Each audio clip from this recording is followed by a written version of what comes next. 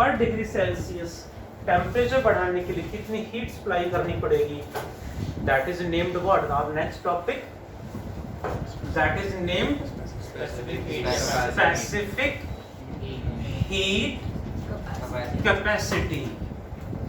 क्या है समझते हैं जरा। रिप्रेजेंटेड बाय स्मॉल एस और small c in different books. Specific heat capacity की बात करते हैं। क्या होता है स्पेसिफिक हीट, समझे जरा। हीट रिक्वायर्ड, हीट को हम डेल्टा क्यू से रिप्रेजेंट करेंगे। Heat required is directly proportional to mass and change in temperature. जितना ज्यादा मास होगा उतनी ज्यादा हीट सप्लाई करनी पड़ेगी। जितना टेम्परेचर में चेंज ज्यादा करना है उतनी ही ज्यादा हीट सप्लाई करनी पड़ेगी। Proportionality constant in this case is let s m delta t. तो एस का फॉर्मूला क्या बनेगा, delta Q by m delta t. This proportionality constant is known as specific heat capacity. What is its SI unit? SI unit क्या होगी जी? Joule per KG per kelvin. Heat यानी joule, mass यानी metre, KG. बहुत बढ़िया। तो joule पर kilogram पर केल्विन में आप फिर से मेंशन करना चाहूंगा, अक्सर जूल पर किलोग्राम पर डिग्री सेल्सियस भी लिखते हैं क्योंकि delta T Celsius and kelvin में सेम होता है। टी सेम नहीं होता बट डेल्टा टी यानी चेंज दोनों में सेम रहता है। This is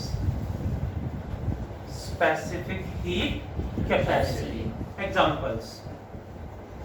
What is specific heat capacity for water? Is 1 calorie per gram per degree Celsius. 1 calorie की डेफिनेशन अभी तो पढ़ी थी हमने, वही है specific heat capacity of water. 1 calorie per gram per degree Celsius. For ice, ice की specific heat 0.5 calorie per gram per degree Celsius. And for water vapours, for water vapours specific heat capacity is 0.47 calorie per gram per degree Celsius. The conclusion is same substance की different state में specific heat same नहीं है। Ice and vapors water की another form है but specific heat सबकी अलग अलग है। एक ही substance की specific heat different state में different हो जाती है। Hope you got specific heat capacity. What about molar specific heat?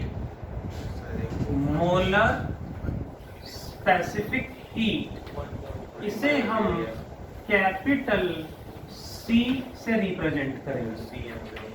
What it is समझते हैं। यहाँ किसकी बात की हमने, मास। वहाँ बात करेंगे number of moles. In the same case, heat required is directly proportional to number of moles and change in temperature. Proportionality constant capital C n delta T. तो C क्या हो जाएगा? Keep silence everyone. आर्यन, खुशबू, सही अंकित, क्या बनेगा Ankit? Delta Q upon delta Q upon N delta T. Keep silence everyone. SI unit बताओ जी। Same है, फॉर्मूला तो सेम नहीं है। 1 जूल पर मोल पर केल्विन। जूल पर मोल पर केल्विन और पर डिग्री सेल्सियस। क्योंकि यहाँ मास है तो केजी आ गया, joule by KG kelvin, but यहाँ तो नंबर ऑफ मोल्स है तो जूल पर मोल पर डिग्री सेल्सियस और पर केल्विन भी लिख सकते हैं।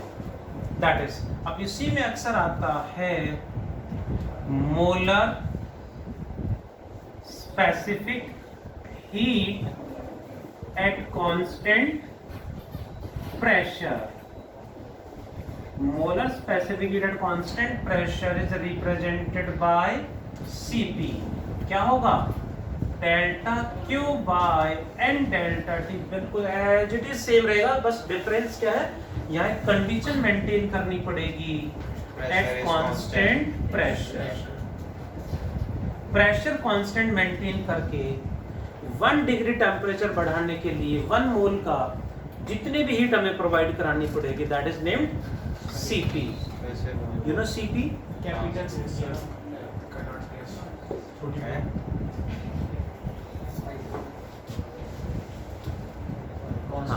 डेल्टा एच है। नियरेस्ट Cp तो यहाँ पे छोटी फुट है ना? हाँ सर। डेल्टा एच भी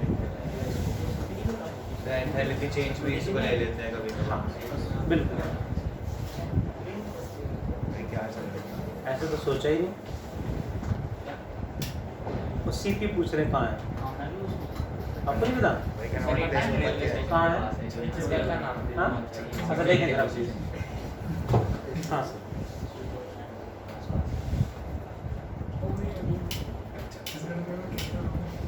ठीक है। प्रेशर कांस्टेंट मेंटेन रखा हमने तो क्या बोलेंगे? Cp। इसी तरह से आएगा molar specific heat at constant volume,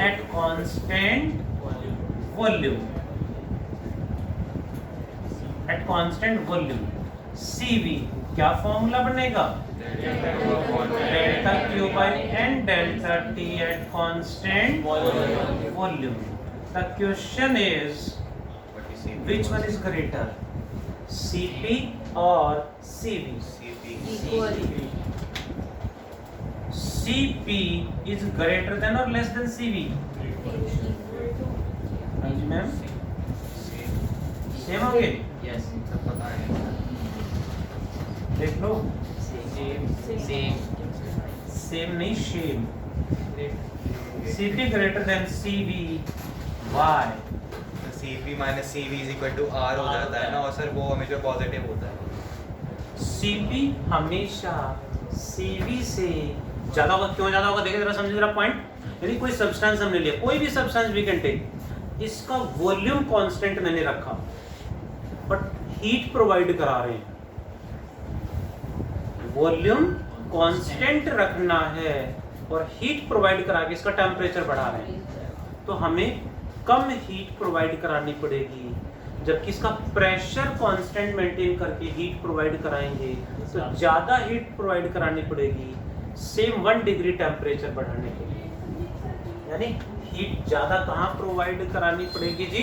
constant pressure पे हीट ज्यादा प्रोवाइड करानी पड़ेगी। क्यों ज्यादा प्रोवाइड करानी पड़ेगी? देखें जरा,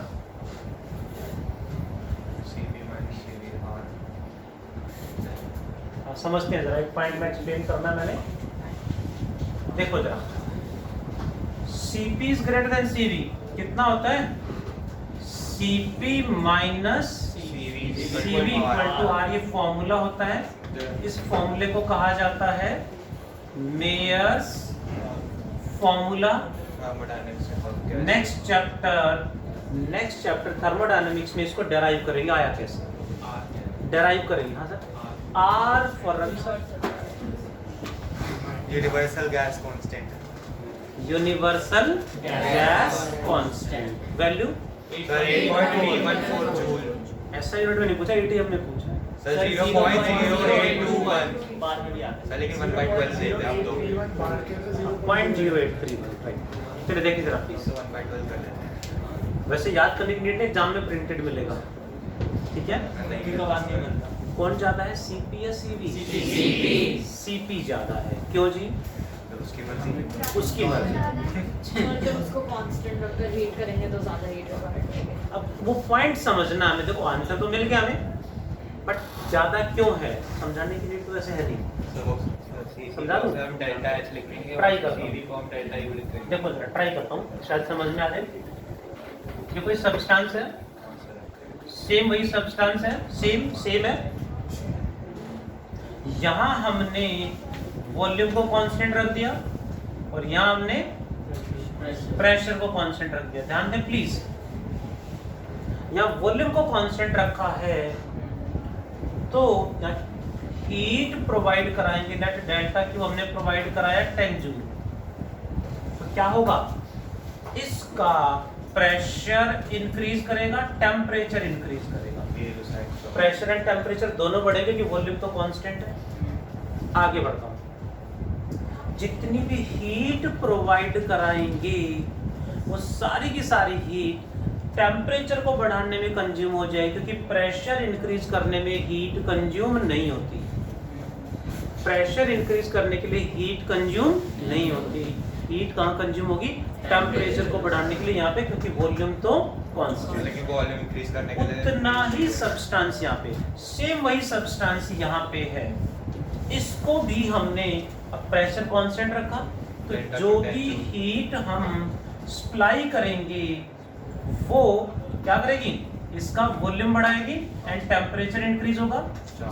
तो हीट का कुछ पार्ट वॉल्यूम को इंक्रीज करने में चला टेम्परेचर बढ़ाने में, सेम मटेरियल है, टेम्परेचर सेम 1 डिग्री बढ़ाना, यहाँ भी 1 डिग्री वहाँ भी 1 डिग्री, तो इतनी जूल हीट 10 जूल हीट तो कहाँ यूज होगी, टेम्परेचर बढ़ाने में। बट वॉल्यूम भी तो बढ़ रहा है, वॉल्यूम भी बढ़ रहा है साथ साथ, तो वॉल्यूम को बढ़ाने में जितनी हीट कंज्यूम हो रही है उतनी एक्स्ट्रा हीट हमें यहाँ प्रोवाइड करनी पड़ेगी। यदि उतनी ही हीट देंगे तो उसका कुछ पार्ट यहाँ कंज्यूम होगा, टेम्परेचर में सेम हीट नहीं मिलेगी तो उतना 1 डिग्री इंक्रीज नहीं होगा। हीट कहाँ कंज्यूम होती है, वॉल्यूम बढ़ाने में, टेम्परेचर बढ़ाने में। प्रेशर बढ़ाने में हीट कंज्यूम नहीं होगी, तो यहाँ प्रेशर बढ़ाने में हीट कंज्यूम नहीं होगी, सारी टेम्परेचर में यूज हो जाएगी। बट वहाँ जो हीट देंगे उसका एक पार्ट वॉल्यूम में कंज्यूम होगा, दूसरा पार्ट टेम्परेचर में कंज्यूम होगा। तो वॉल्यूम को बढ़ाने में जितनी हीट कंज्यूम हो रही उतनी एक्स्ट्रा हीट हमें कांस्टेंट प्रेशर पे प्रोवाइड करानी पड़ेगी, तभी सेम 1 डिग्री टेम्परेचर दोनों का बढ़ेगा। So more heat is required at constant pressure. That's why Cp greater than Cv. Hope you got. इसी में एक छोटी सी टर्म और है, that is named heat capacity और thermal capacity. हीट कैपेसिटी और थर्मल कैपेसिटी वो क्या होता है देखेंगे ना, एक एक्सप्लेन करेंगे। हीट और थर्मल कैपेसिटी। ब्रेक चाहिए ना, ब्रेक दे देता हूँ अभी, ध्यान दें प्लीज। अभी ब्रेक दूंगा, उसके बाद फोटो इलेक्ट्रिक इफेक्ट नाम तो सुना ही होगा, एंड डी ब्रोगली हाइपोथेसिस वो पढ़ाऊंगा, यानी स्ट्रक्चर ऑफ एटम। नहीं sir, dual nature of particles ये सुना, स्ट्रक्चर ऑफ एटम सुना है सर, केमिस्ट्री और सेकेंड चर्चा। हाँ, तो वो पढ़ाऊंगा अभी सुना है सर। इसके ब्रेक के बाद। थर्मल कैपेसिटी क्या होती है समझते हैं जरा। सर तो केमिस्ट्री क्लास में होगी। अरे देखो क्या है, 1 डिग्री 1 किलोग्राम मास का टेम्परेचर 1 डिग्री बढ़ाने के लिए जो हीट चाहिए वो स्पेसिफिक हीट। 1 किलोग्राम मास का टेम्परेचर 1 डिग्री बढ़ाना है तो जो भी हीट चाहिए that is specific heat. Total mass 1 kg के लिए क्या चाहिए, स्पेसिफिक हीट। 2 kg के लिए 2 इंटू स्पेसिफिक हीट, 3 kg के लिए 3 into specific heat, m kg के लिए m इंटू स्पेसिफिक हीट। इसे हम कैपिटल S से रिप्रेजेंट करेंगे, यानी mass into specific heat capacity, ये बन जाएगा। इसे बोलेंगे heat capacity. Means heat required for 1 kg is specific heat. Heat required for total mass is heat capacity और thermal capacity. 1 kg के लिए जो चाहिए वो specific heat small s, total mass के लिए जो चाहिए वो m into s heat capacity और thermal capacity named represented by capital S। इसका फॉर्मूला बनेगा delta Q by delta T delta T, क्योंकि मास तो हट जाएगा वहां से। SI यूनिट क्या होगी? जूल पर केल्विन और पर डिग्री सेल्सियस। टेम्परेचर बढ़ाना है तो क्या चाहिए? Specific heat, molar specific heat and heat capacity as per requirement. Temperature increase करना है, टेम्परेचर चेंज करना है तो स्पेसिफिक हीट, मास की बात करें तो मोल की बात करें तो molar specific heat, total mass कह दे तो heat capacity. But state change करनी हो तो that is named latent heat, also known as hidden heat। इसे hidden heat भी बोलते हैं। hidden heat क्यों बोलते हैं? देखिए जरा। To change the state of a substance, to change the state of a substance, heat required is delta Q, depends only on mass, and state always changes at constant temperature and pressure। दोनों same रहते हैं वैसे। जब state change हो रही है यानी ice melt हो रही है तो मेल्ट होगी तो किधर जाएगी? Liquid to solid, solid to liquid, liquid to solid to liquid, solid to liquid. बहुत बढ़िया। तो क्लास खत्म होने वाली एनर्जी लेवल आ गया, ब्रेक मिलेगा। हीट जो भी हम प्रोवाइड करेंगे, हम देखेंगे कि स्टेट चेंज हो रही है, आइस मेल्ट हो रही है या कोई भी और मटेरियल मेल्ट हो रहा है, लेकिन टेम्परेचर चेंज ही नहीं हो रहा। हीट तो सप्लाई हो रही है, तो सेम टेम्परेचर पे स्टेट जब भी चेंज होगी तो उसमें भी हीट कंज्यूम होगी, known as delta q proportional to m equals to L into m, where the proportionality constant L equal to delta Q by m is known as latent heat। SI unit बता दो जी, पर kilogram. Hidden heat क्यों कहा? क्योंकि हम heat provide कर रहे हैं, टेम्परेचर बढ़ ही नहीं रहा। चाहे वाटर के टाइम पे होता है, जब बॉईल स्टेट चेंज हो रही है तो स्टेट चेंज करने में भी हीट कंज्यूम होती है, known as latent heat for melting of ice। you know melting, और melting of ice, melting को फ्यूजन भी कहा जाता है। Fusion in melting of ice. What is the latent heat? 80 calorie per gram. Mostly numericals में use होगा, हमें याद रखना है। याद हो जाएगा आपको, न्यूमेरिकल्स करेंगे तो ऐसे एग्जाम में गिवन मिलेगा। And for vaporisation, vaporisation means liquid to gas, solid, gas, liquid to vapors। For vaporization of water, latent heat is 540 calorie per gram। 540 calorie per gram is the latent heat। What do you mean by melting or fusion? Solid to liquid, solid to liquid। What is vaporization? Liquid to exactly कहें तो vapours.